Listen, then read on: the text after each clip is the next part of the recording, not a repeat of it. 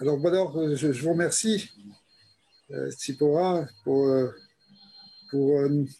cette initiative extraordinaire que vous êtes toujours là pour organiser et je vous remercie aussi de me faire participer. On a déjà fait plusieurs choses ensemble à Jérusalem, à Paris, tout ça. Je suis vraiment très, très content. Et c'est très bien parce que cette fédération, elle fédère de plus en plus. Et je pense que voilà, ça va être une étape hein, où peut-être les groupes vont pouvoir aussi se fédérer aussi autour de plusieurs activités, notamment francophones, puisque c'est quand même ce secteur-là qui nous intéresse maintenant, ce que vous avez pris en main. Et donc, bon, j'espère, les Hachem, que ça va continuer, que ça va se développer, que évidemment, partout, dans tous les endroits, et comme certains ont fait remarquer tout à l'heure, c'est bien aussi qu'il y ait des contacts locaux, si on arrive à se retrouver dans les villes éventuellement, mais ça va se faire au fur et à mesure que les choses vont se développer, qu'il y aura de plus en plus de gens qui vont fonctionner en quelque sorte dans, dans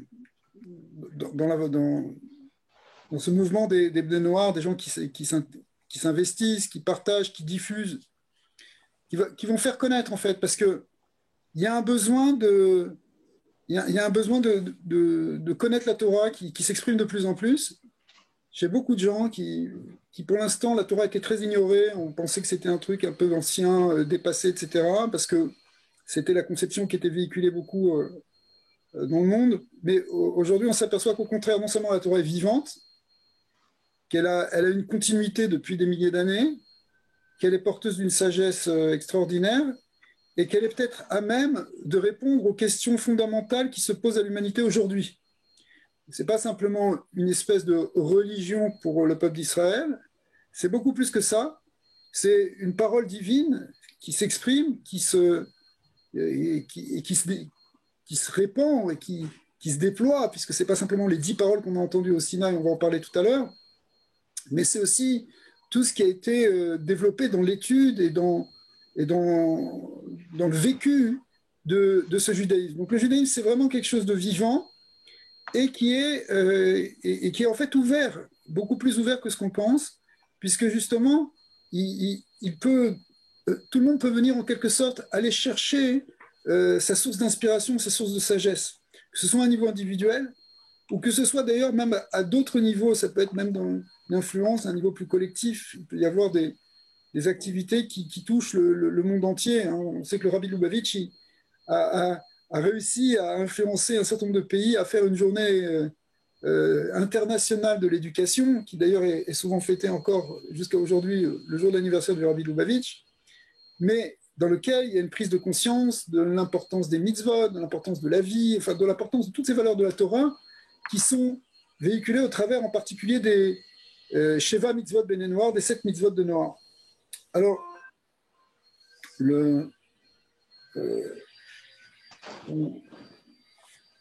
on va commencer en réalité en expliquant le thème en fait du sujet d'aujourd'hui, c'est excusez-moi, je vais faire juste une petite pause.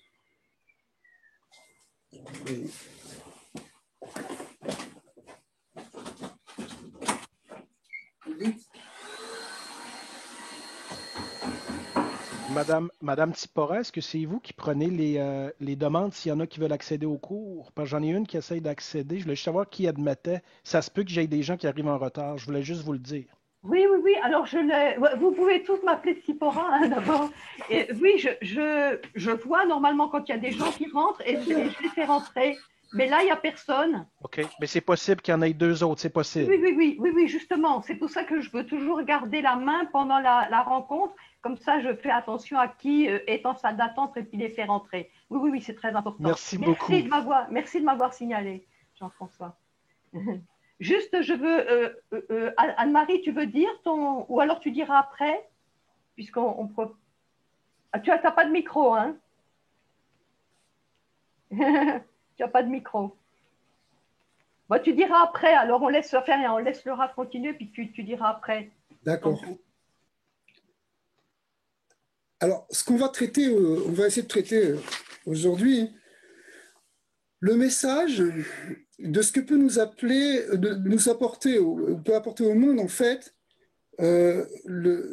l'histoire du don de la Torah qui était donnée au Sinaï, ce qu'on appelle la révélation sinaïtique, et voir, puisqu'on est proche dans le calendrier hébraïque de la fête de Shavuot, qui est un moment où on réfléchit, on repasse par ce moment du don de la Torah. Qu'est-ce que ça peut apporter en fait pour le monde? C'est ça la question. Alors, le Talmud nous dit que avant que la Torah ne soit donnée, c'est-à-dire avant cet événement majeur qui est arrivé dans l'histoire de l'humanité où Dieu lui-même s'est révélé, pas simplement à un prophète, parce qu'il y en avait eu déjà avant, mais à un peuple tout entier, où on a entendu, où un peuple entier a entendu la parole divine, c'est quelque chose qui n'est arrivé qu'une fois dans l'histoire. Dans l'histoire de l'humanité, c'est arrivé une seule fois au moment du mont Sinaï. C'était pas, on n'a jamais revécu ça après, nulle part en fait. Mais c'est quelque chose qui a été très marquant. Et le Talmud nous dit que jusque-là, jusqu'à ce moment extraordinaire de ce don de la Torah, c'est comme si le monde était encore dans un état de tohu vabohu, tohu bohu. C'est-à-dire un moment où finalement il n'y avait pas encore d'équilibre, de structure, de possibilité de mettre en ordre véritablement les choses. On était encore dans un monde de chaos. Bien sûr, il y a eu des civilisations avant, mais malgré tout, ces civilisations, justement, ont finalement disparu. Elles étaient aussi avec des formes de déséquilibre, c'est-à-dire que oui, il y avait peut-être une spiritualité, mais en même temps, il y avait des sacrifices humains.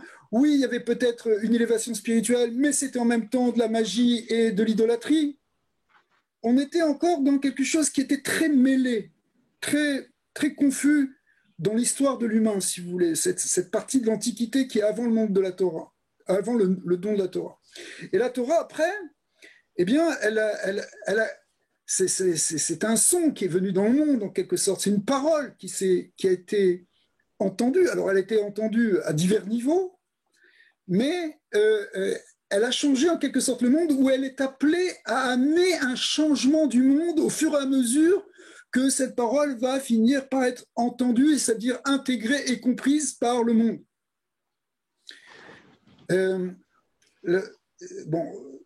Il y a un passage du Talmud qu'on a ramené peut-être dans plusieurs cours sur les Bnei Noach, mais je ne peux pas m'empêcher de le ramener parce qu'il est absolument fondamental par rapport à la compréhension de ce sujet. C'est celui qui raconte qu'au moment de donner la Torah, Dieu l'a proposée aux nations. Alors évidemment, quand on dit proposer aux nations, il faut comprendre ce que ça veut dire, parce que ça veut dire quoi, proposer aux nations? Alors les maîtres de la Kabbale nous disent que ça s'est joué dans des plans spirituels. En quelque sorte, les anges tutélaires de chaque nation, qui sont l'âme de la nation, si vous voulez, ont reçu cette proposition. Et le Talmud nous dit que Dieu s'est présenté donc chez Esav, et lui a dit, est-ce que tu veux recevoir la Torah? Donc, l'âme de cette nation, si vous voulez, et encore, s'il faut le comprendre, on va voir, il faut le comprendre beaucoup à un niveau symbolique, mais il lui a proposé la Torah, il a dit, mais qu'est-ce qu'il y a marqué dans ta Torah? Eh bien, un des interdits, Dieu a répondu, c'est l'interdit de tuer. Alors là, ça veut dire, oh là là, interdit de tuer, mais moi, ma bénédiction, c'est que je vais vivre par mon glaive. C'est comme ça, Al-Khor Becha Tiriyeh, tu vas vivre par ton glaive. Comment je peux pas, c'est pas possible, non, j'accepte pas. Et alors, il est allé voir Ishmaël. Ishmaël, il a dit, qu'est-ce qu'il y a marqué dans cette Torah? Il y a marqué, entre autres, de l'interdit de voler. Alors Ishmaël a dit, voler, mais ça, je peux pas. Moi, il y a deux bacoles, c'est comme ça que je vais vivre. Alors il a refusé. Il est allé voir Moab, une autre nation, dont on parle dans la Bible, et Moab a dit, qu'est-ce qui est marqué? Il y a l'interdit d'adultère, l'interdit d'inceste. Il dit, ouh là là, mais ça c'est pas possible, nous c'est notre nature, on peut pas. Puis finalement il est allé voir Israël, et Israël, ils n'ont pas demandé puisqu'il y avait dedans. Ils ont dit Naase Venishma. On fera et on comprendra après. On accepte. Ils ont accepté la Torah. Et là, on dit il y a des anges qui sont venus, qui ont béni de couronnes spirituelles chaque béné Israël, chaque enfant d'Israël, d'avoir reçu cette Torah. En réalité, on va revenir un petit peu après sur cette idée-là, mais ce qu'on peut dire déjà, c'est que les questions qui ont été posées aux nations, et là vous allez voir, parce qu'en fait ça va être tout le cœur, je pense, on arrivera plus tard à la conclusion par rapport à ça, hein, le cœur de la mission des Bnei Noach. Mais ce qui a été proposé aux nations, c'est pas les 613 mitzvot que les enfants d'Israël vont avoir après, et qui vont être toutes sortes de mitzvot un peu spécifiques. Ce sont en fait, les 3 exemples qui sont cités par le Talmud, ce sont 3 mitzvot qui font partie des 7 mitzvot Bnei Noach. C'est-à-dire que ce qu'on propose aux nations, ce qu'on leur demande, en fait, au fond déjà, c'est est-ce que vous êtes déjà prêts à faire ces 3 mitzvot-là ? Et la réponse pour l'instant, elle est non, on n'est pas encore prêt. En vérité, même Israël n'était pas vraiment prêt à recevoir la Torah. Ils s'est engagés, mais après, c'était très difficile, parce que des fois, tu t'engages, comme on a dit, ils ont dit, Naase Venishma, on va faire, on comprendra après, mais des fois, tu t'engages sur quelque chose qui te dépasse un peu, parce que c'est quand même une grosse charge, et ça aussi, c'est interdit, et ça, il faut faire, et combien on peut... On dit, les maîtres du Talmud disent que ça a pris plusieurs centaines d'années pour que ce soit vraiment intégré. Hein. Ça a été vraiment intégré, cette acceptation de la Torah, beaucoup plus tard, à l'époque du rouleau d'Esther, de ce qui se passe pendant la fête, ce qu'on fait nous pendant la fête de Pourim, c'est-à-dire bien après, c'était 1000 ans après pratiquement, et là où les enfants d'Israël ont pris sur eux de réellement faire la Torah, quoi qu'il se passe, même si c'est difficile, même s'ils n'ont pas envie. Mais en attendant, ils avaient reçu la Torah, mais vous savez, c'est comme tu t'engages dans quelque chose, mais ce n'est pas si évident. En réalité, la Torah a été donnée, elle a été donnée le troisième mois de l'année hébraïque. C'était le 3e mois, juste après la sortie d'Égypte, puisque la sortie d'Égypte correspond au 1er mois du calendrier hébraïque, le mois qu'on appelle Nissan. Et puis donc, en fait, 49 jours plus tard, enfin 50 jours plus tard, eh bien, les enfants d'Israël ont reçu la Torah sur le mont Sinaï, ils ont entendu les 10 paroles, et donc c'était déjà le 3e mois de l'année, puisque c'était 50 jours après la moitié du 1er mois. Je ne vais pas rentrer trop dans les détails, mais cette idée de 3 est développée par les maîtres pour nous dire que ce nombre 3 représente un certain équilibre. C'est l'équilibre entre la droite et la gauche. Alors c'était le 3e mois, c'était le 6e jour qui était 3 plus 3, c'était un peuple triple parce qu'ils avaient 3 tribus, Cohen, Lévi, Israël, c'était aussi, ils venaient de 3 patriarches, Abraham, Yitzhak et Jacob. Et donc, cette idée de 3, elle va être fondamentale dans l'idée de don de la Torah. Pourquoi ? Parce que le don de la Torah, il demande, il amène en fait l'équilibre qu'il n'y avait pas avant, qu'il n'y avait pas avant, justement avant ce don de la Torah. C'est-à-dire qu'on était encore dans le tohu baou, c'est-à-dire des forces déséquilibrées. Or, toute l'idée de ce qu'on appelle dans la Kabbalah le tikkun, la réparation du monde, c'est de mettre un équilibre. Le Zohar parle d'un symbole extraordinaire, le symbole de la balance, ce qu'on appelle dans l'araméen du Zohar la matkala. La balance, elle représente ce qui va équilibrer entre les forces de droite et de gauche. Droite étant le côté du chesed, de la bonté, et gauche étant le côté de la gvura, c'est-à-dire de la rigueur. Et il faut trouver un équilibre entre les deux, parce que si on est trop dans la bonté, alors il n'y a pas de limite, et du coup, ça peut être, on peut partir dans une déviation, dans une dérive, dans une dérive des mœurs. Ou bien, s'il y a trop de rigueur, alors on est quelque chose qui, on va complètement, c'est quelque chose qui va, au contraire, être trop dur, ça peut tourner vers la violence. Le Zohar dit, vous savez, on parle toujours des 70 nations, évidemment, vous connaissez tout ça, ça prend sa source dans à l'époque de la tour de Babel, où l'humanité a été séparée en 70.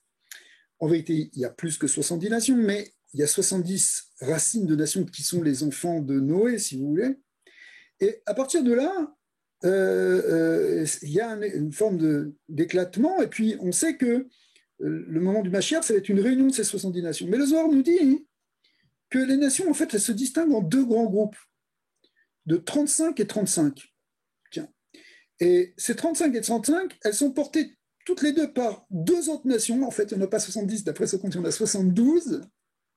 C'est qui ces deux autres nations? C'est Esav et Ishmaël, qui ne comptent pas à proprement parler dans les descendants de Noir, mais qui sont en même temps, si vous voulez, le principe général, la globalité de l'humanité ou des deux parties de l'humanité. Les 35 qui sont, on va dire, à droite de l'échiquier, ça correspond à la fonction d'Ishmaël. Ishmaël, en fait quelque part la synthèse de cette partie de l'humanité. Et Esav fait la synthèse d'une autre partie de l'humanité. Alors évidemment, c'est très schématique. On n'est pas en train de parler de, si vous voulez, après on peut discuter quelle nation dans quoi, etc. C'est pas ça. C'est plutôt au niveau des conceptions en fait par rapport au monde de manière très générale. Et on pourrait dire que Ishmaël représente en quelque sorte ce qui est du côté de l'Orient et Esav ce qui est du côté de l'Occident.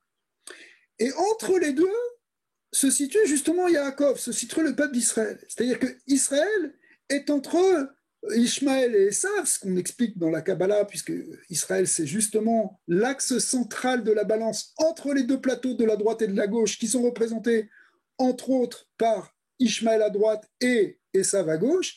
Et du coup, en réalité, Israël fait l'équilibre entre les deux, est à l'équilibre entre Ishmaël et Esav, entre l'Orient et l'Occident. Et cet équilibre entre Orient et l'Occident, c'est en fait cet équilibre-là qui est donné par ce nombre 3, qui est donné par ce don de la Torah, qui est appelé dans le verset Esh Dat Lamo, c'est-à-dire que elle est un feu, mais c'est un feu, mais en même temps c'est un feu de bonté, c'est-à-dire que c'est à la fois la rigueur et la bonté qui est dans la Torah, c'est cet équilibre entre les deux, et c'est cet équilibre qui doit être l'équilibre qu'on amène dans le monde. En comprenant cela, on peut comprendre par exemple que la Torah d'Israël, elle est très spirituelle, elle a une très grande spiritualité, ça peut monter dans des très très hauts niveaux, peut-être ça dépasse même tous les niveaux, mais d'un autre côté, elle demande de s'investir aussi dans le monde concret et dans le monde physique. En réalité, cet équilibre de la balance dont on parle, ce n'est pas simplement un équilibre entre la droite et la gauche, mais symboliquement aussi un équilibre entre le haut et le bas, entre le spirituel et le matériel. Si vous voulez, ce qui permet de structurer le monde, d'équilibrer le monde, de sortir le monde de son chaos, c'est de le mettre dans l'équilibre, et essentiellement, c'est un équilibre entre l'esprit et la matière, entre le ciel et la terre. L'homme doit être à l'équilibre entre le ciel et la terre. En réalité, ça a été cherché partout, mais la Torah nous a amené une clé par rapport à ça. Elle nous a permis de donner une possibilité de réunir à la fois le ciel et la terre. Le Midrash nous dit que jusque-là, alors c'est évidemment dans le langage du Midrash, que jusque-là, il y avait un décret qui empêchait la réunion de ces deux parties. Ce qui était dans le ciel était dans le ciel, ce qui était sur terre était sur la terre, mais on n'arrivait pas à les faire harmoniser, les faire se réunir. Bien sûr, il y avait des gens qui étaient des gens spirituels, mais il y avait un problème de connexion entre l'esprit et la matière. Et la Torah, en réalité, qui descend dans les mitzvot, qui descend dans des choses très concrètes. D'accord ? Regardez les 7 mitzvot, regardez les 10 commandements, bien que la Torah, ça ne se limite pas aux 10 commandements, bien entendu, c'est 613 mitzvot, mais on peut les prendre comme exemple, sont des choses qui touchent la vie des gens, de ne pas tuer, de ne pas voler. On ne te parle pas ici simplement de choses extrêmement spirituelles, de méditation. C'est à la fois une très grande révélation, une perception de l'infini divin, et en même temps, essaie de bien te comporter dans ta vie quotidienne. ne pratique pas l'adultère, ça veut dire construire une famille équilibrée. D'accord? Ne vole pas, ça veut dire et le respect de l'être humain qui est en face de toi. Ne tue pas, c'est respecte le sacré de la vie.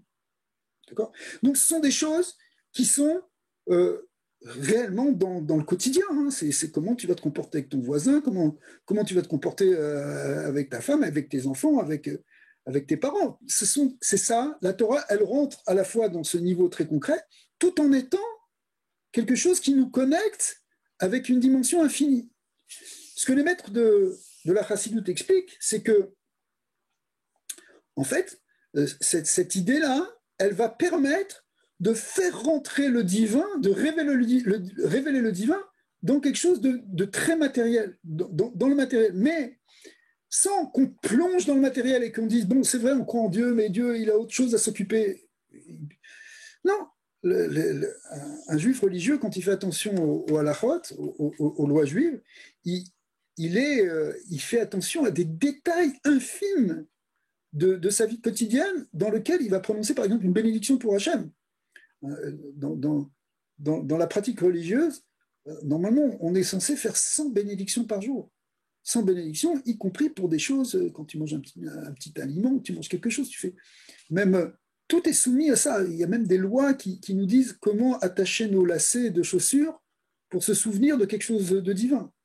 Donc, dans l'acte le plus concret, tout le monde met ses chaussures le matin, et bien en même temps, tu penses à Hachem. C'est-à-dire que tu connectes quelque chose qui est matériel avec quelque chose qui est spirituel. Parce que c'est pas qu'il n'y a pas la spiritualité chez des peuples qui sont aussi dans la matérialité. Bien sûr, il y a, mais il y a souvent une rupture, il y a une coupure. Ce qui est à Dieu est à Dieu, ce qui est à César est à César.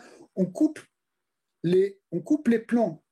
Ça, c'est ça le problème des Saves. Et Save, c'est celui qui n'arrive pas il a une très grande spiritualité, mais il a du mal à la connecter à quelque chose qui est matériel.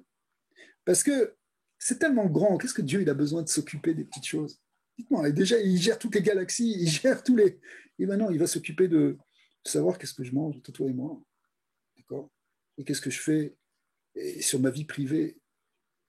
Hein, il y a beaucoup de gens qui pensent comme ça. Ah, mais la vie privée, c'est la vie privée. Mais ta vie privée, elle n'est pas que privée, parce que tu es dans un grand univers. Ce que tu fais, ça a un impact sur le monde.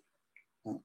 Et ça a un impact tout court que tu peux voir, parce que quand quelqu'un il est dans une déviation par rapport à sa famille et qu'il y a une perte des mœurs, ça affecte toute l'humanité à terme, en termes de ne serait-ce que de démographie ou de naissance, etc. Puisque bon, alors on contrôle tout, on fait.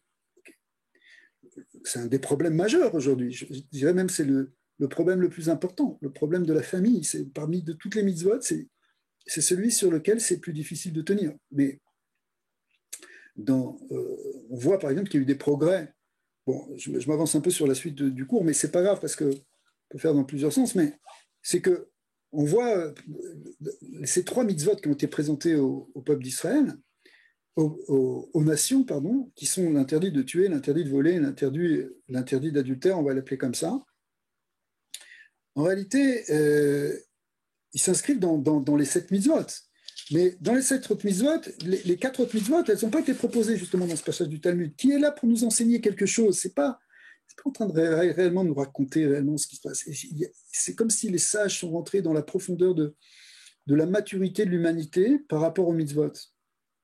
Et en fait, on pourrait dire que les 4 autres mitzvot, qui sont la croyance en Dieu, le fait d'établir des tribunaux, l'interdit de blasphémer, de ne pas manger un animal vivant, sont des choses qui sont peut-être plus intégrées dans l'humanité, ou en tout cas qui l'étaient plus à cette époque-là, c'est-à-dire il y a 3300 ans, d'accord, que les 3 mitzvot qu'on a dit, qui sont l'interdit de tuer, de voler ou de débauche. Par exemple, la croyance en Dieu et d'idolâtrie, bien sûr, il y a eu de l'idolâtrie, il y en avait encore, et il y en a même encore aujourd'hui. Mais malgré tout, l'idée de croyance dans un Dieu elle touche beaucoup de gens. C'est quand même quelque chose qui est intégré quand même. Je veux dire, c'est pas vraiment ça qui pose le vrai problème de l'humanité aujourd'hui. Bien sûr, on va dire, mais il y a des gens qui sont athées, etc. D'abord, c'est qu'une minorité de l'humanité, d'accord. Les gens qui sont non-croyants, c'est quand même une petite minorité. La plupart du monde est croyant. Et l'idée d'un Dieu elle est quand même là. Alors bien sûr qu'après, Et en vérité, c'est peut-être pas si grave que ça aux yeux d'Hachem. Bien sûr, on dit l'idolâtrie, c'est quelque chose qui est fondamental, c'est au cœur des 10 commandements, c'est le premier des 10 commandements, premier et deuxième qui font un seul en fin de compte, puisque c'est deux aspects d'une même chose, croire en Dieu ou rejeter l'idolâtrie. Et c'est essentiel aussi évidemment pour les Bnei Noach. Mais d'un autre côté, vous savez, il y a des passages des sages qui nous disent Dieu, il est prêt à passer là-dessus. Il est prêt à passer là-dessus. Ok, ils sont plus idolâtres, mais c'est parce qu'ils ne sont pas. Je parle même quand il parle de tout le monde, hein, quand il parle des nations d'Israël. Bien sûr, il y a des versets, des prophètes qui nous disent qu'il est dégoûté, etc. Mais en même temps, ce qui compte le plus pour Hachem, c'est qu'on soit ensemble, qu'on soit dans une harmonie, qu'on soit dans un shalom. C'est un peu comme quand vous avez des enfants, et s'ils se disputent, ça ne va pas. Maintenant, s'ils sont ensemble et qu'ils ne sont pas encore vraiment au niveau que vous attendez, vous êtes patient là-dessus. Okay. Eh bien, donc la croyance en Dieu, elle est quand même pas mal intégrée. L'idée de tribunaux, c'est bien répandu quand même dans l'humanité, bien sûr. Il y a l'injustice, bien sûr, il y a encore des abus, etc. Dans tout, on va trouver des déviations, mais malgré tout, c'est quelque chose qui est quand même relativement intégré. Le blasphème, qui est en même temps le respect du sacré, il est aussi quand même assez respecté. L'idée d'un animal vivant, bien sûr, il y a aussi des déviations. Il y a bien sûr aussi il y a des choses que il y a certains endroits où on mange plus d'animaux vivants, d'autres endroits où on ne sait même pas que c'est des animaux vivants, etc. Mais dans l'ensemble, l'idée de ne pas se comporter comme un sauvage quand on mange comme un animal, quand on mange un animal vivant, finalement c'est les animaux qui mangent des animaux vivants. Et donc en fait c'est à la fois un respect de l'animal, mais en même temps c'est un respect de l'homme qui est en nous. D'accord. Ça aussi, c'est relativement bien intégré. Ça ne veut pas dire que c'est complètement respecté, mais c'est pas si loin que ça, si vous voulez. On est quand même dedans. Par contre, l'interdit de tuer, de voler et de débauche, il a encore à faire.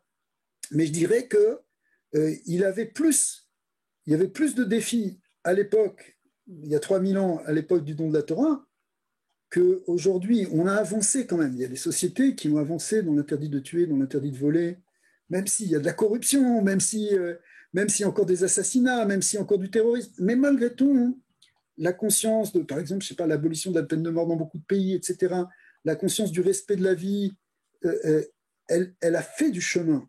C'est plus comme avant, dans beaucoup de pays, c'est plus comme avant que la valeur d'un être humain n'a aucune valeur, on peut le tuer. Malheureusement, il y a encore beaucoup d'endroits où les droits de l'homme sont complètement bafoués. Mais l'idée même qui est des droits de l'homme, l'idée même qui est ces valeurs, qui sont ces valeurs-là, justement, des Sheva Mitzvot, des 7 Mitzvot, qui sont les valeurs de la Torah, qui sont les valeurs du judaïsme.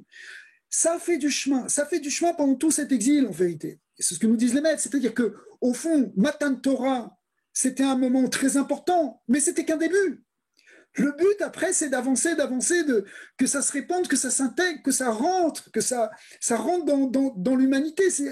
Dieu, il nous attend, il attend les hommes. Donc, il faut que ça se répande, il faut que ça s'éveille, il faut que ça se transforme, il faut que ça fasse son effet, si vous voulez, d'affinement de l'humain pour arriver à une autre étape qui sera encore beaucoup plus importante, qui sera la grande révélation qu'on aura au temps messianique.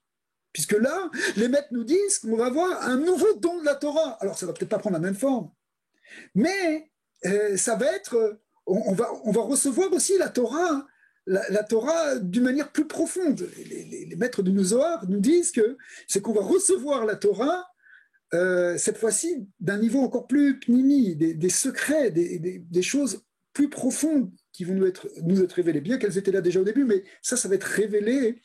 Les enseignements des secrets vont être révélés beaucoup plus avec ce don de la Torah. Donc, au fond, il y a toute une préparation qui vient pendant 3000 ans et qui correspond aussi à cette période de l'exil d'Israël qui est répartie, qui est disséminée parmi les nations et qui aussi a un travail d'influence conscient ou inconscient sur les nations. On parle d'une civilisation judéo-chrétienne, par exemple. Pourquoi l'appeler judéo-chrétienne ? La chrétienne, judéo-chrétienne, parce que évidemment le judaïsme a aussi sa part, même si c'est une minorité, il a eu une influence. Il y a eu beaucoup de choses qui sont passées par Israël dans le monde, par exemple en termes de progrès sociaux, en termes justement de de justice et des désirs d'égalité, etc., qui sont venus en réalité, qui étaient des valeurs du judaïsme. Alors, après, c'est pas évident, hein, c'est tout un travail qui se fait à l'échelle de l'humanité, donc on n'est pas dans des choses qui sont simples. Mais il y a quelque chose qui avance.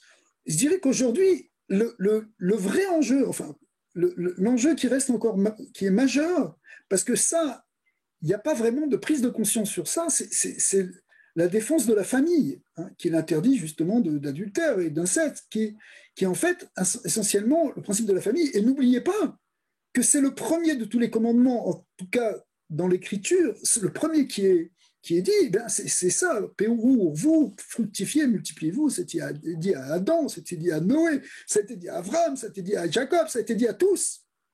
Oui. Pourquoi? Parce que c'est ça la pierre d'achoppement de toute l'existence de l'humain.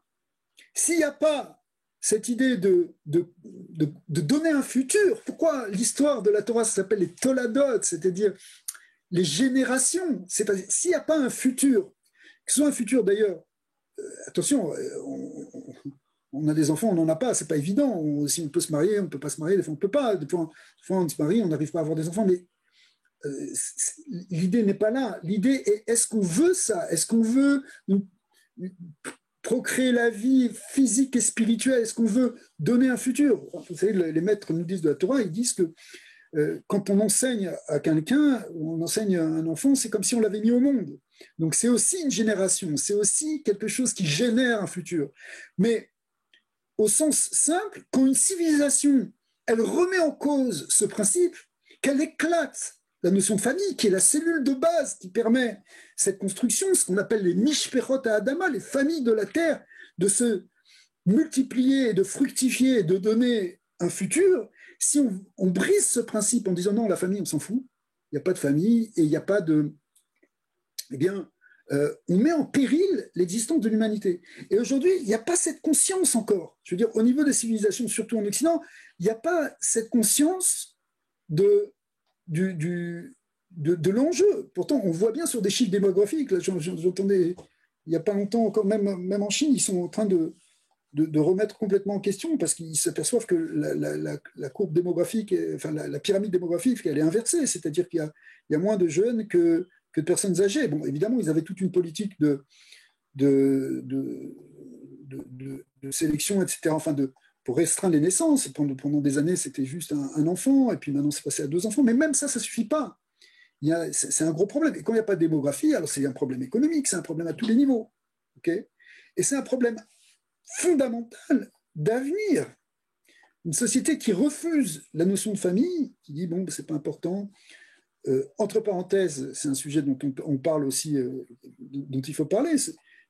L'homosexualité, ça fait partie de ce commandement, hein, c'est-à-dire que la Torah est très claire là-dessus. Maintenant, après, c'est un problème en tant que tel qu'il faut gérer, qu'il faut essayer de comprendre. Quelqu'un qui a une tendance, etc., qu'est-ce qu'il faut qu'il fasse, etc. Ça, c'est un autre sujet, c'est un autre débat.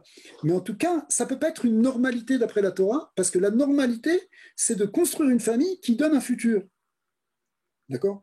Donc, quand quelque chose quand ce n'est pas une famille qui est construite sur un principe hétérosexuel, eh bien, ça ne peut pas porter ce futur, même si on peut adopter, faire des choses très compliquées, mais ce n'est pas porteur de ce futur, parce que le modèle, il est dans le modèle, si vous voulez, que la Torah a décrit de l'humain, qui est Zachar ou Nekeva, masculin et féminin, un homme et une femme qui se marient et qui font des enfants. D'accord? Ça, c'est la structure même, si vous voulez, de la normalité de l'humanité. Et quand on brise ça, on met en péril l'avenir. C'est ce qui se passe en vérité fondamentalement, probablement une des crises civilisationnelles qu'on a aujourd'hui, c'est à cause de ça. C'est à cause de ça parce que, ben oui, ok, on a libéré les mœurs, on a fait une révolution dans les années 60, mais finalement on a cassé des choses qui, voilà, après tous les problèmes, les problèmes qui sont générés aujourd'hui, ils viennent de là parce qu'on a perdu cette valeur de base. Donc ça, c'est quelque chose qu'il faut encore travailler, c'est probablement l'enjeu final pour arriver à Mashiach. Parce que, voilà, le point, il est que si les nations n'ont pas accepté la Torah au moment de la révélation, c'est parce que, voilà, on a vu, il y a des mitzvot qui n'étaient pas, les nations n'étaient pas encore prêtes, l'homme n'était pas encore prêt. Mais maintenant, l'homme doit devenir prêt. Mashiach, c'est qu'on est prêt, justement. Mashiach, on dit toujours Mashiach, mais ce n'est pas simplement pour sauver les Bnei Israël, les enfants d'Israël qui doivent être sauvés de l'exil. C'est vrai que c'est décrit comme ça, et qu'Israël voit. Mais en réalité, c'est quelque chose qui doit toucher l'homme tout entier. Et au fond, là, on a vraiment, à mon sens, la mission des Bnei Noach. Parce que comme on l'a expliqué plusieurs fois, enfin, dans le groupe ici de Montréal, peut-être que la conception de Bnei Noach, en tout cas celle que modestement j'essaie de partager, c'est que quand vous devenez, entre guillemets, Bnei Noach, vous allez me dire, mais on ne devient pas Ben Noach, on est tous des descendants de Noach. C'est vrai. Mais en réalité, on sent bien que ceux qui sentent concernés par cette notion de Bnei Noach, et ils rentrent dans une place, une position qui n'est pas si facile que ça. Parce qu'ils se situent entre Israël et la Torah, enfin le judaïsme d'un côté, et de l'autre côté les nations. Parce qu'ils se sentent, en général, enfin ça c'est l'expérience que certains m'ont partagée, c'est que ils se sentent un peu maintenant différents. Ils n'ont pas le même langage, ils n'ont pas les mêmes repères, ils ne sont pas forcément bien compris. Vous n'êtes pas forcément bien compris par votre entourage, qui est par exemple, quand on est dans un milieu chrétien, alors on ne comprend pas c'est quoi cet intérêt maintenant soudain au judaïsme et pourquoi revenir à des valeurs que nous on avait compris comme étant dépassées, etc. Donc finalement, les Bnei Noach, ils se retrouvent dans une position qui est beaucoup plus comparable à celle de Noach que à celle des enfants de Noach. Je m'explique. Noach lui-même, Noé, et Dieu lui a parlé, mais quand il voulait parler à l'humanité, les gens ne l'écoutaient pas. Bon, il s'est dit, bon, ok, je vais faire ce que j'ai à faire. Il a construit son arche, les maîtres nous disent que ça a duré 120 ans, et 120 ans pour que les gens puissent se poser des questions, on puisse commencer à faire teshuva, revenir. Mais Noé, il était entre Dieu et l'humanité. Eh bien, les Bnei Noach, c'est un peu pareil. C'est-à-dire que si quelqu'un il accepte de faire les 7 mitzvot, d'ailleurs, vous savez qu'il y a certains groupements qui font une petite cérémonie pour ça, pour marquer le coup de manière officielle, le fait qu'on prend l'engagement des Bnei Noach, ça peut être une très bonne chose. En tout cas, qu'on le fasse officiellement ou pas, c'est quand même un engagement personnel et spirituel de se dire, voilà, je vais respecter ces bases fondamentales du judaïsme, puisque on n'est pas dans quelque chose de purement théorique, mais on est quelque chose qu'on veut appliquer justement, amener dans ce monde. Donc, mais quand on fait ça, on est en même temps en porte-à-faux par rapport au reste de l'humanité qui n'est pas là. Vous voyez ?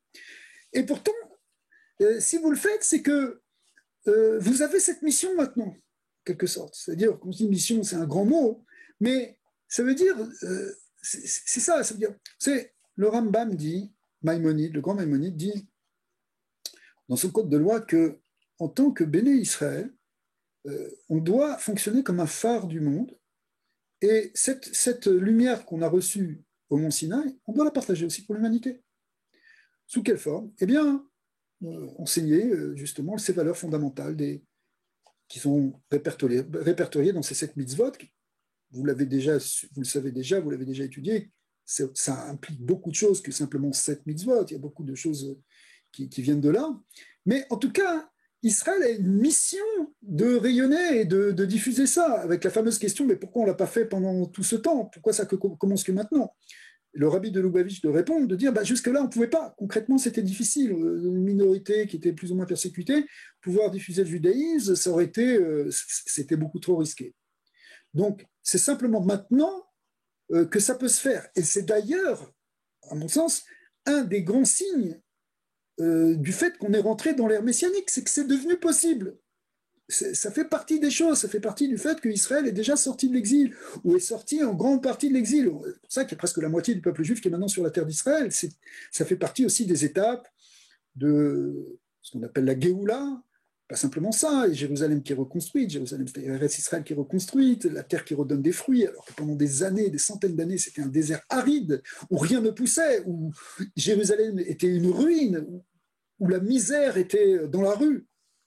Et aujourd'hui, voilà, c'est C'est un pays qui refleurit, qui est à la pointe de la science, qui est à la pointe de l'agriculture, qui est à la pointe des valeurs aussi, même s'il y a des grandes difficultés là-bas, parce que c'est un laboratoire extraordinaire où c'est très difficile d'arriver à trouver cet équilibre et de trouver cette union dans le peuple juif, qui lui-même a été séparé dans les 70 nations et qui revient avec 70 langues aussi, et qui essaye de se retrouver et de s'harmoniser. Ça prend du temps. Mais on voit qu'il y a déjà des miracles. En 70 ans, ça a déjà beaucoup avancé. D'accord ? Malgré aussi toute la pression qu'il y a de l'extérieur et toute la volonté d'anéantir. Il y a une grande volonté qui vient de plein d'endroits d'anéantir ce projet juif, justement. D'accord ? Donc, ce n'est pas facile. Ce n'est pas du tout facile. Mais en même temps, tout ce qu'on est en train de vivre, c'est clairement les prophéties qu'on est en train de vivre. On est en train de vivre ce qui avait été attendu par Isaïe, par Yoël, par Yéhezkel, par le Talmud, par tous les maîtres, par tous les signes qui nous ont été donnés. On est dedans. On est dedans, même s'il y a des moments d'obscurité aujourd'hui, on ne sait pas ce qui se passe, le corona, pas le corona, les choses, les malheurs, il y a toujours... Mais malgré tout, quand on regarde un regard profond, on voit qu'on est en train d'avancer. Et une des choses qui s'exprime par ça, eh bien, c'est ce mouvement de Bnei Noach qui va en montant. Et pratiquement spontanément. D'accord ? Bien sûr, il y a des gens qui s'en occupent, mais c'est spontané, plus ou moins. Pourquoi ? Parce que ça correspond à un désir de beaucoup de gens de dire, attends, il y a peut-être quelque chose d'intéressant là-bas dans cette Torah. Il faut que je vois. Et quand quelqu'un commence à lire cette Torah et qu'il commence à regarder vraiment, à étudier, puisque la Torah est là pour qu'on l'étudie, il se rend compte de la puissance de cette sagesse et il se rend compte aussi comment elle peut répondre aux problèmes actuels, comme on disait tout à l'heure. Donc, plus il va y avoir de Bnei Noach, plus en même temps, ces Bnei Noach vont aussi être les relais de ce phare. Parce qu'en réalité, quand on dit qu'Israël doit être un phare du monde, mais ça veut dire quoi ? Ça veut dire que la lumière de la Torah, elle doit rayonner. Elle doit traverser, à partir d'Israël, elle doit rayonner, mais à partir des Bnei Noach aussi, elle doit rayonner. Quand je dis Bnei Noach ici, ça veut dire, les Bnei Noach, ça veut dire ceux qui sont déjà attachés à cette Torah, qui sont déjà dans ces 7 mitzvot. Parce que c'est presque, c'est une adhésion finalement. Le fait de faire les 7 mitzvot, ça y est, c'est une manière d'adhérer à la Torah. Adhérer par 7, pas adhérer par 73, mais c'est déjà une manière. Et c'est une manière qui est essentielle pour toute l'humanité. C'est ça qu'on demande. On demande d'avoir ces valeurs. On ne demande pas à tout le monde de rentrer dans ces détails de la halakha. Ce n'est pas la peine. Si quelqu'un y veut, c'est autre chose. Mais ce qui est fondamental, par contre, pour qu'il y ait un futur pour l'homme, c'est le respect de ces 7 mitzvot. Et en particulier, les 3 premières qu'on avait citées, qui posaient problème à l'humanité, puisque l'interdit de tuer, l'interdit de voler, l'interdit de débauche, il est, si vous voulez, quelque chose qui a empêché les nations d'avancer au départ dans ce projet de la Torah. Mais maintenant, le temps est venu. Le temps est venu d'affirmer que l'humanité prenne sur elle, finalement, ces 7 mitzvot. Ça va faire partie de ce nouveau don de la Torah, de cette nouvelle révélation qui est la révélation messianique. D'accord ? Quelle forme ça va prendre ? C'est pas sûr qu'on va le voir. C'est pas sûr qu'on va comprendre, qu'on sache déjà quelle forme ça va avoir. Est-ce qu'on va avoir une révélation sur un mont Sinaï ? Non, probablement pas. Mais malgré tout, il y a un dévoilement. Dieu, il a plusieurs manières de se révéler. D'accord ? Ça peut être d'une manière beaucoup plus... qui prend beaucoup plus les voies, si vous voulez, habituelles du monde. Mais malgré tout, il y a une révélation qui est en train de se faire et qui a déjà commencé. Le fait qu'il y ait tous ces enseignements, qu'il y ait cette diffusion, ce dévoilement des secrets de la Torah, c'est quelque chose qui est devenu, qui a pris une proportion énorme en Israël, enfin, dans le peuple d'Israël, des cours sur Internet, des écoles qui s'ouvrent avec des jeunes qui apprennent les secrets de la Kabbale et d'une manière incroyable, alors que jusqu'à présent, c'était quand même restreint dans un cercle relativement fermé. Il y avait même des livres qui n'étaient pas publiés, qui restaient manuscrits pendant des centaines d'années. C'est ce qu'on copie entre kabbalistes, mais c'est tout. Aujourd'hui, ça y est, tout est ouvert. Et pas seulement tout est ouvert, mais ça répond à une soif, à un besoin de spiritualité, et de spiritualité qui puisse connecter avec la matérialité, comme on a expliqué tout à l'heure. Vous savez, il y a un midrash qui dit que lorsque Dieu a voulu donner la Torah, hein, et les montagnes ont commencé à se disputer. Le mont Tabor, qui est en Eretz Israël aujourd'hui, enfin aussi aujourd'hui parce que d'après certains midrash, c'est des montagnes qui se sont déplacées. Et le mont Tabor, il a dit, moi c'est moi qui suis la plus grande, et c'est sur moi qu'il faut donner. Le Har Carmel, il dit, moi je suis au bord de la mer, tout ça, c'est sur moi qu'il faut donner la Torah. Après tout, tu t'es bien révélé sur la traversée de la mer, alors moi aussi, il faut donner au moment de la traversée de la mer Rouge, alors donne la Torah sur moi. Je suis grande, je suis belle. Et Dieu a dit, non, non, non, non. Qu'est-ce que vous avez à vous enorgueillir là? Vous êtes les plus grandes, les plus belles. Je vais prendre la montagne la plus petite, la plus simple, celle qui ne paye pas de mine, le mont Sinaï, pas très haut, petite colline, de cailloux. Qu'est-ce qu'elle a? Qui c'est qui le calcule? Tu passes à côté. Vous savez que dans le livre de l'Exode, au début, dans le parashat de Shemot, quand Moïse faisait paître les troupeaux de son beau-père, à un moment, il est passé au fond du désert et il a vu un buisson ardent. Et il va s'arlirote, il s'est détourné pour aller voir. D'accord. Et les maîtres nous disent, où est-ce qu'il était? En fait, il était à l'endroit du Har Sinaï, ce qu'on appelle le Har Horef, c'est un autre nom. Mais il était là et il a déjà prévisualisé en quelque sorte le don de la Torah où il y aurait un feu divin qui allait venir se poser sur cette montagne. Donc là, c'était sur le buisson, il y a toute une symbolique, c'est un peu un autre sujet, mais l'idée, c'est que si ce n'était pas Moïse qui s'était détourné, parce que lui, il a fait attention, personne ne se détourne. Qu'est-ce que tu regardes? Le Har Sinaï, on ne regarde pas, c'est pas important, ça compte pas dans la vie. C'est pas... Alors, qu'est-ce que c'est cette symbolique? Eh bien, en réalité, Akadosh Baruch Hu, il cherchait pour se révéler quelque chose d'humble, qui a une certaine humilité. Et le mont Sinaï, par rapport aux autres montagnes, représente cette humilité parce que elle est justement, elle paye pas de mine, elle est petite, elle est basse, c'est pas l'Everest, c'est pas le Mont Blanc, là, on est dans quelque chose, c'est pas les Rocheuses, elle est petite. Alors, la question, en réalité, c'est de se dire, mais attends, si tu cherches l'humanité, oui, d'accord, l'humilité, ok, l'humilité de l'humanité, bon, faut que j'arrête les blagues, mais l'humilité, mais tu n'as qu'à donner la Torah dans une vallée, dans un creux, au moins sur terrain plat. Pourquoi tu vas chercher une montagne? La montagne, par définition, l'essence même de la montagne, c'est quelque chose qui se dresse, qui est majestueux, qui est grand, qui a une certaine fierté, la fierté des montagnes. D'accord. Alors justement, là, on retrouve ce qu'on avait dit tout à l'heure sur la symbolique du don de la Torah, c'est que il faut être à la fois, il faut avoir une certaine fierté en quelque sorte, fierté d'exister, mais en même temps avec une humilité totale. C'est-à-dire que le don de la Torah, elle réunit, ce qu'on a dit tout à l'heure, ça réunit à la fois le matériel et le spirituel. C'est pas qu'une disparition du matériel. Il y a une expression, on est des êtres humains, on existe, on doit s'affirmer, et on s'affirme aussi par le libre arbitre, on s'affirme aussi par des décisions, par des responsabilités, ça fait partie des choses. D'accord? On n'est pas dans l'annulation complète où je deviens simplement le sujet de force supérieure, mais moi j'ai rien à faire. C'est ni ça, ni non plus simplement une grande montagne qui dit bah, c'est moi qui contrôle tout, c'est moi qui fais. Regardez la crise actuelle. La crise actuelle, d'un côté, grâce à Dieu, il y a des hommes qui se bougent, qui cherchent des solutions, en termes sanitaires, en termes de recherche scientifique pour trouver des vaccins, des médicaments. Il faut les remercier. Donc l'homme, il faut qu'il bouge, il faut qu'il fasse quelque chose, pas qu'il reste simplement passivement à attendre que ça passe. Mais d'un autre côté, si l'homme, il pense que tout dépend de lui et que finalement c'est simplement une lutte contre la nature, mais il n'y a que moi et que moi, il se coupe aussi du message divin, il se coupe aussi de la dimension transcendante.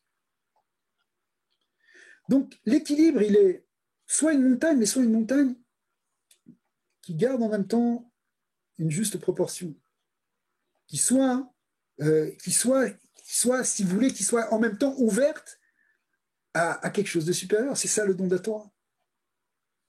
Et c'est ça ce don de la Torah qu'on attend avec Mashiach. Et c'est ça la position, en quelque sorte, que doit trouver l'humanité aujourd'hui.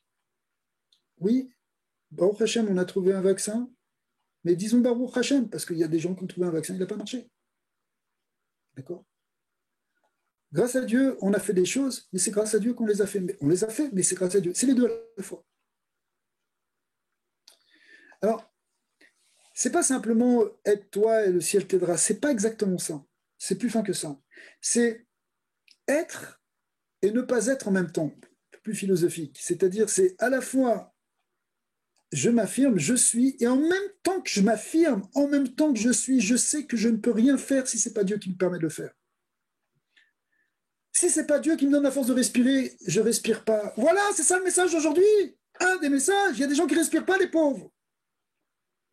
Alors, tu crois que tout dépend de toi, même si tu as des machines.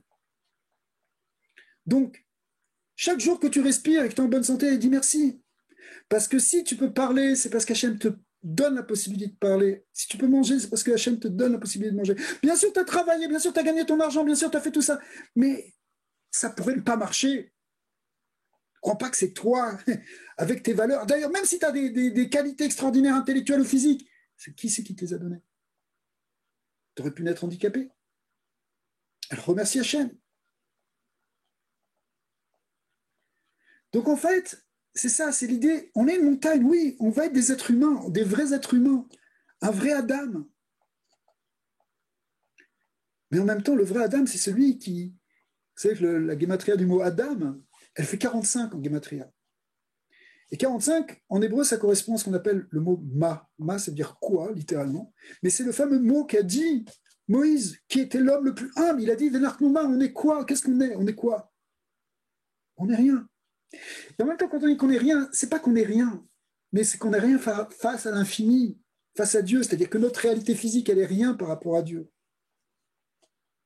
Notre réalité physique et intellectuelle et émotionnelle, elle est rien par rapport à Dieu. Mais en même temps, c'est elle qui constitue Adam, notre réalité. Donc, c'est cette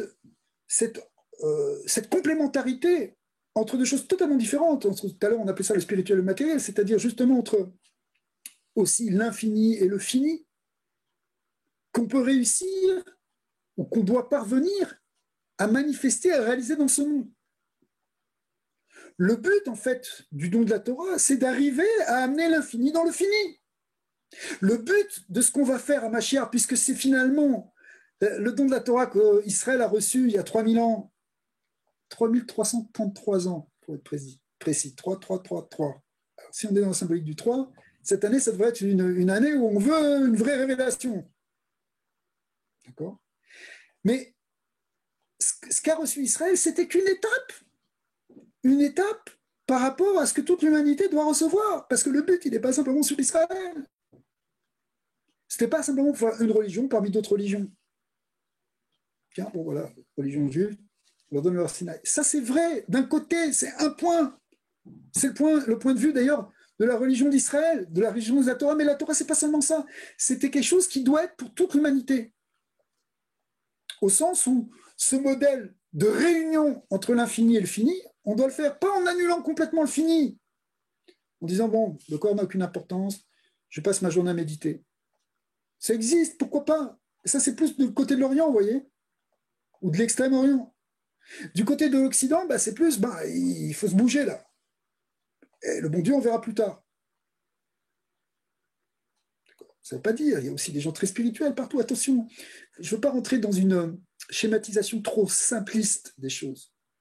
Mais ce que j'essaie de comprendre, c'est la volonté de la Torah, le message d'Israël de la Torah, de faire ce qu'on appelle ce tikkun, cette réparation, c'est-à-dire cette rééquilibration de l'univers. Un monde qui équilibre à la fois le matériel et le spirituel. C'est vraiment la clé. Et pas en faisant une espèce parce qu'il y a tant... En vérité, quelque part, tout le monde cherche ça, tout le monde attend ça, évidemment. Mais comment on le fait, c'est ça la question. Est-ce qu'on va tomber dans un... On va pas faire comme en Iran, où la religion, c'est un truc d'État, et si quelqu'un transgresse... Non, ça doit être complètement différent. Parce qu'en fait, à la fin, ça devient une mascarade. Les gens ne sont pas prêts, ils ne veulent pas, ils sont contre, et c'est des abus de pouvoir, et en réalité, c'est rien que de l'extérieur. Tu as toutes sortes de déviations dans la classe dirigeante que personne ne sait, mais c'est épouvantable, sans parler de la transgression flagrante de tous les droits de l'homme et de toutes les valeurs de base, justement, de ne pas tuer, de ne pas voler, etc. De ne pas non plus l'interdit d'adultère, d'inceste et de violer, etc. Il est complètement dépassé sous des aspects tout à fait d'une pseudo-sainteté. Attention. Donc, c'est pas dans tous ces pays fascistes, je parle, hein, qui sont en réalité des pays totalement autoritaires qui prennent la religion comme une manière d'avoir un pouvoir au fond. Donc, c'est pas du tout ça qu'on veut. On veut quelque chose qui vienne de l'homme, qui possède ces deux choses en lui, à la fois un corps matériel avec ses désirs et c'est pas évident à les contrôler, mais il faut au moins arriver à les contrôler sur la base, et en même temps une âme qui aspire à une spiritualité. Tout ça, c'est dans l'homme. Quand on veut frustrer un côté ou frustrer de l'autre côté, ça crée un déséquilibre. Il faut qu'il y ait le corps qui fonctionne d'une manière harmonieuse, selon les valeurs de la vie, les valeurs de la Torah, et une âme qui puisse s'épanouir, se développer par la connaissance, par l'esprit. Oui. Et ça, c'est quelque chose que, normalement, on attend au moment du Mashiach. Mashiach, l'époque messianique, c'est pour arriver à ça. Donc, en conclusion, ce qu'on peut dire, c'est que le don de la Torah, c'était une étape par rapport à ça. C'est vraiment une étape, mais cette nouvelle étape qu'on attend, qui est l'étape du Mashiach, on est déjà dedans. On a commencé cette étape. Une des grandes manifestations de ça, à mon avis, qui est très importante, c'est ce mouvement des Bnei Noach. Et que ce mouvement des Bnei Noach, il faut qu'il continue, qu'il se renforce pour véhiculer et pour permettre à des gens qui sont en quête de trouver cet équilibre et cette harmonie, de pouvoir aller chercher des solutions, des clés, des inspirations. Voilà, par exemple, si on étudie les choses qui concernent la famille, on n'est pas simplement dans des espèces de trucs politiques, famille, machin, etc. On va rentrer dans la profondeur de ce qu'est la vie, de ce qu'est l'idée justement de génération, des générations, etc. Donc, c'est pour prendre un exemple, on l'a vu, mais au fond, c'est ça que l'humanité a besoin aujourd'hui, c'est d'aller chercher dans la Torah des clés pour arriver à trouver cet équilibre et à le manifester dans l'univers entier de cette chaîne. Voilà, si vous avez quelques questions, elles sont bienvenues.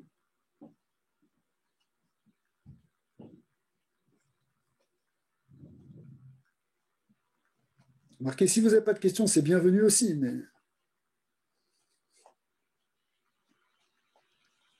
Ben, je peux vous poser une question. Oh, je pense qu'il y a David qui veut poser une question. Non, vas-y, je t'en prie. Allez-y en premier, j'irai en deuxième. Ah, pour moi, c'était une question plus ou moins, on va dire, parce qu'en fait, on a vu aujourd'hui avec notre Rav. Bon, déjà, bonjour Rav, et puis merci beaucoup de nous avoir enseigné, d'avoir pris de votre temps. Et puis, c'est une grande joie aussi de nous retrouver tous ensemble, la France, le Canada et l'Israël, aussi l'Afrique, et peut-être d'autres pays que j'oublie. Et en fait, on a vu aussi avec notre Rav aujourd'hui, quand on regarde dans le traité Baba Kama 92a, que c'est très important aussi pour les Bnei Noach d'étudier le Derer Eretz, les voies sur les Ilchot Derer Eretz, parce que on le voit par rapport à l'histoire de Abraham et Avimelech, que voilà, en fait, le problème qu'a eu Avimelech, c'est un manque de Derer Eretz avec Abraham. Donc, c'était juste pour souligner ça aussi, que c'est très important aussi d'étudier les voies, en fait, Derer Eretz. Je ne sais pas comment on pourrait le traduire vraiment, Rav. Derer Eretz, il y a plusieurs manières de le traduire. Soit on le traduit comme la politesse, mais évidemment, on sent que c'est pas suffisamment. En réalité, Derer Eretz, c'est réellement savoir se comporter en être humain. C'est ça que ça veut dire. Parce que avant de rentrer dans des mitzvot qui sont trop spirituels, il faut déjà avoir un comportement humain. Je sais pas, comment tu te comportes avec ton voisin, est-ce que tu le détestes, est-ce que tu es prêt à lui marcher dessus pour ta carrière, est-ce que tu es prêt à profiter de lui parce qu'il est dans une faiblesse. Ça veut dire fais attention à un comportement déjà, comment on se comporte entre nous. Ça doit être la base de toute spiritualité, avant tout. Est-ce que pour vous, vous avez déjà donné des cours comme ça, Rav, sur le derrière les Ménoirs? Je pense qu'en vérité, au travers des Sheva Mitzvot, des 7 Mitzvot, il y a déjà tout ça. Par exemple, dans l'interdit de tuer, c'est pas simplement prendre un fusil ici. Par exemple, ne pas dire de la médisance sur quelqu'un. On appelle en hébreu le lachon hara. Donc, pourquoi? Parce que quand vous dites le lachon hara, vous pouvez, ça peut être très destructeur.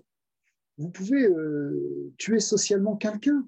Vous dites, faites courir un bruit que c'est un gars qui est pas sérieux, qui ne trouve plus du travail, il se fait renvoyer. Vous commencez à parler, et à cause de ça, il va se disputer avec son épouse, et il va y avoir un divorce. Faites attention. Ça peut aller très loin, ça peut aller jusqu'à une forme de tuer. Il y a même des gens que Dieu préserve parce qu'on les a tellement salis qu'ils ont fini par se suicider. Donc, ouais, donc ça c'est plus qu'un c'est un déréretz dans lequel il y a aussi des lois, parce que les lois de la Lachon hara, elles sont d'ailleurs fines, assez nombreuses, et elles concernent tout le monde, elles concernent les bien noirs. Parce que c'est aussi comment tu vas te comporter dans ton travail. Voilà, tu vas au bureau et tu t'assois et une telle est en train de parler sur de l'autre et un tel sur, etc. Est-ce que tu rentres dans la conversation? Est-ce que tu écoutes? Est-ce que tu acquiesces? Est-ce que tu en rajoutes? Tu comprends? Même si c'est pas grave, et puis tout le monde le sait, et puis tout le monde le fait. Ça n'a jamais été une bonne réponse. Et apparemment, en plus, d'après ce qu'on a vu aussi avec le Rav aujourd'hui, c'est de Baba Kama aussi, justement, et le Ben Noir, et Chayav Mita, pour un manque de Derech Eretz.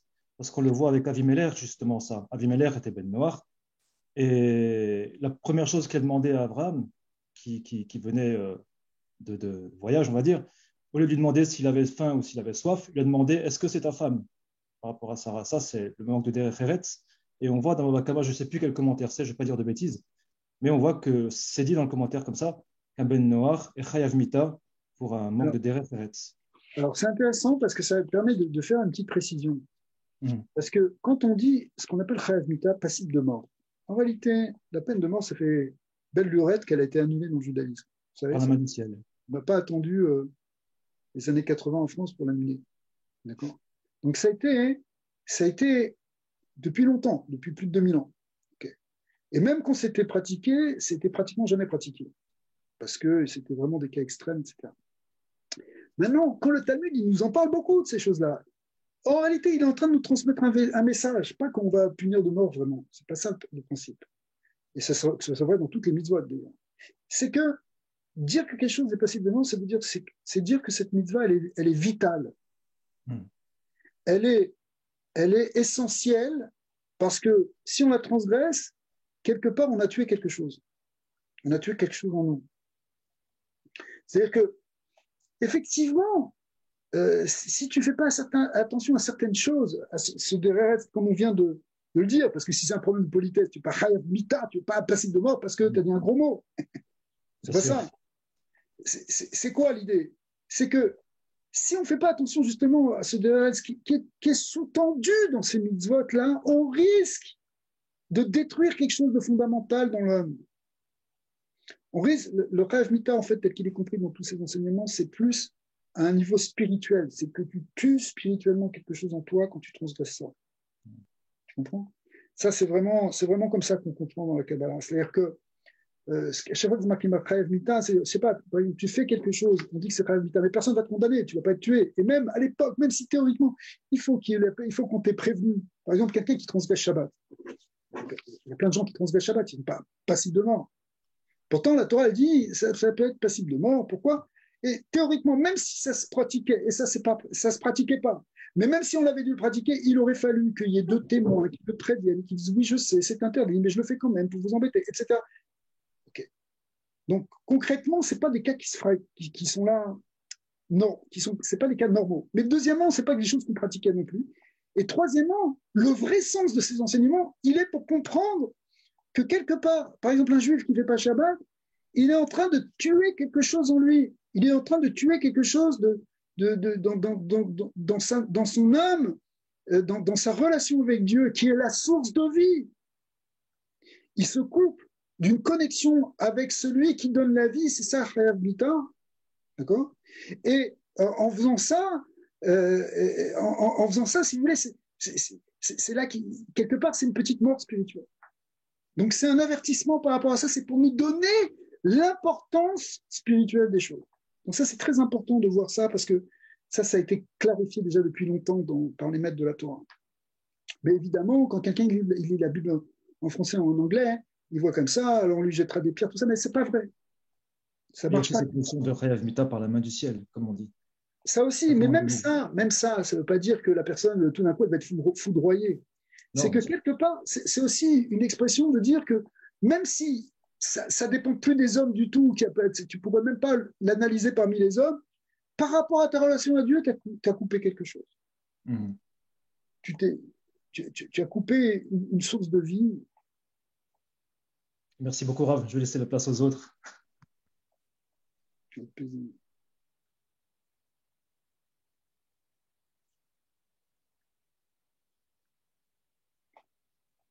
Bon, en tout cas, s'il n'y a pas de questions, moi je vous souhaite.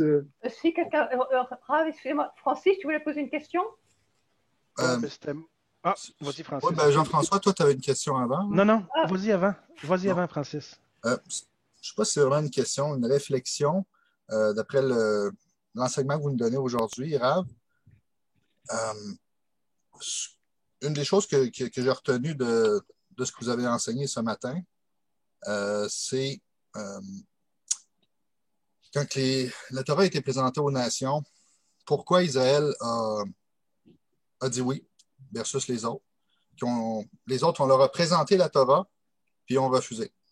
Israël, ils ont accepté de faire confiance. C'est ce que je vois dans la différence. Alors,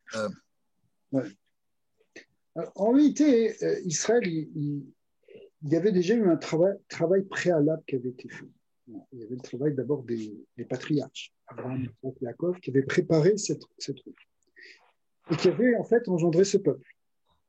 Et ce peuple-là venait de vivre 400 ans, enfin plus exactement 210 ans, précisément en exil et souvent d'esclavage. 210 ans d'esclavage.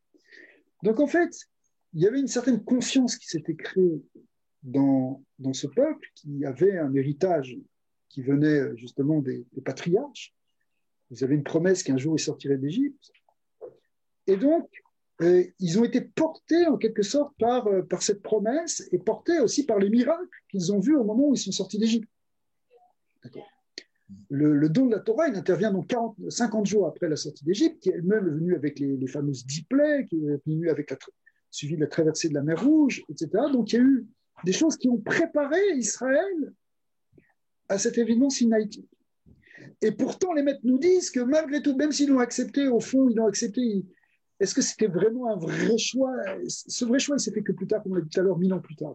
Pourquoi? Parce qu'ils étaient dans une position, ils étaient pris dans un courant, étaient pris dans un mouvement, etc. En réalité, c'est pour ça qu'on parle aussi d'élection d'Israël, au sens où c'est quelque part Dieu qui a choisi ce peuple d'Israël, même s'il n'était pas encore tout à fait prêt. Il était plus prêt que les autres, au sens où il venait de subir ces 210 ans d'exil déjà très intense, qui les avait affinés au fond, qui les avait détachés d'un certain nombre de choses négatives. Même si extérieurement, ce n'était pas encore ce qu'il fallait. Mais si vous voulez, cette idée d'exil, il faut faire un cours entier là-dessus, mais parce que les maîtres de la pensée juive se sont beaucoup penchés là-dessus. Mais cette idée d'exil, elle a créé un affinement. C'est comme si, même si les gens sont sortis, ils n'avaient pas de valeur spirituelle parce qu'ils étaient justement côté esclaves, côté, je pense d'autres que sauver ta peau et manger un morceau de pain. Mais malgré tout, en même temps, quelque part, ça crée des valeurs. Ça crée des valeurs parce qu'on touche aussi des choses qui sont essentielles. Par le côté négatif, mais on touche aussi des choses qui sont essentielles, qui font que finalement, voilà, il y a des choses qu'on ne peut pas faire. Je sais pas, après la Shoah, il y a des choses qu'on ne peut pas faire, par exemple. Après avoir vécu des choses, après avoir vécu l'exil d'Égypte, il y a des choses sur lesquelles, OK, on était prêt à accepter. Et on était prêt à accepter. Donc, pourquoi on avait confiance? Parce qu'on avait confiance justement dans Moïse, on avait confiance en fait, vous savez que le Rambam Maïmonide dit que fondamentalement, notre croyance en Dieu, elle n'est pas basée par un raisonnement, elle est basée par cette expérience du Sinaï.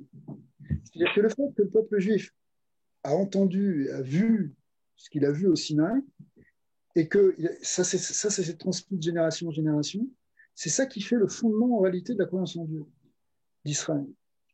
Mais au sens où, si vous voulez, c'est une confiance dans ce qu'on a vécu, dans un vécu. On était là, nos pères étaient là, enfin, des gens étaient là, on dit que toutes les âmes étaient là aussi. Et donc, il y a cet attachement-là. Alors, au moment du Mont Sinaï, il y a eu effectivement une volonté de le faire, mais le traité Shabbat 89, il dit que, au fond, les Bnei Israël ont été quelque part contraints de recevoir cette Torah. Pourquoi, hein? Il explique le Maharal de Prague, l'expérience était tellement forte, tellement puissante que comment tu peux dire non? Tu vis tellement de grands événements à la sortie d'Égypte, Hachem te porte des miracles, tu vas dire non à la Torah. Tu es obligé de dire oui. Ce que tu vas me donner, je suis pour là déjà. Je suis déjà pour. J'achète avant même d'avoir regardé. D'accord? Mais pour autant, la préparation intérieure n'était pas encore là. Et c'est pour ça que, en fait, l'exil d'Israël n'était pas terminé. Le Harizal, le grand maître de la Kabbale, nous dit que normalement l'exil d'Israël devait durer 400 ans, pas 210 ans, puisque c'était 400 ans qui avaient été promis. Donc il manquait 190 ans. Et ces 190 ans, ils vont être distribués dans plusieurs centaines d'années, en vérité. Mais ils vont être distribués, la quantité d'exil, si vous voulez, elle doit être distribuée pendant tous les exils qui ont suivi pour Israël. Jusqu'à arriver justement au Mashiach, où finalement, tout cet affinement, toute cette purification qui vient par l'exil, mais il faudrait expliquer tout ça, elle aura atteint son terme et qu'à ce moment-là, on peut arriver dans la Géoula Shlema, c'est-à-dire la délivrance parfaite. Mais en attendant, voilà, maintenant on est arrivé à un point où ça y est, on a fait déjà pas mal de travail, on a passé par tout ça, et l'humanité aussi est passée par tout un exil. Vous savez que l'exil de l'humanité, il commence en Babel, mais il commence, puisque l'humanité est séparée en 70 nations qui peuvent plus se comprendre, qui se font des guerres à cause de ça. Mais ça a commencé même avant. Depuis quand? Depuis Adam. Depuis qu'Adam est sorti du jardin d'Éden. C'est déjà une forme d'exil. Et l'idée de Mashiach, c'est d'arriver à retrouver cette dimension édénique vue dans le monde d'en bas, dans le monde physique, sans être séparé de la matière, mais tout en étant unifié avec le spirituel et justement comme on l'était dans ce qu'on appelle le Gan Eden. Voilà, je vais être obligé de vous quitter à cause de mes activités. Mais même si je vous quitte, ce n'est pas pour longtemps, parce qu'on va se retrouver si Dieu veut vous attacher. N'est-ce pas? Encore un grand merci. Merci à vous, Rav. Merci, Rav. Merci. Merci beaucoup. Que Dieu vous bénisse. Amen. Amen. Et merci à tous les amis de Montréal qui cette sont bénédiction joints. autour de vous. Amen, amen. Merci beaucoup. Amen. Voilà, à bientôt. À bientôt. À Bientôt, bientôt. Shabbat Rav. Rav. À bientôt. Merci à tous de nous être rejoints. Merci. Baruch Hashem, que Dieu vous bénisse tous aussi. Puis, Ezrat Hashem, on se retrouvera très bientôt pour d'autres rencontres.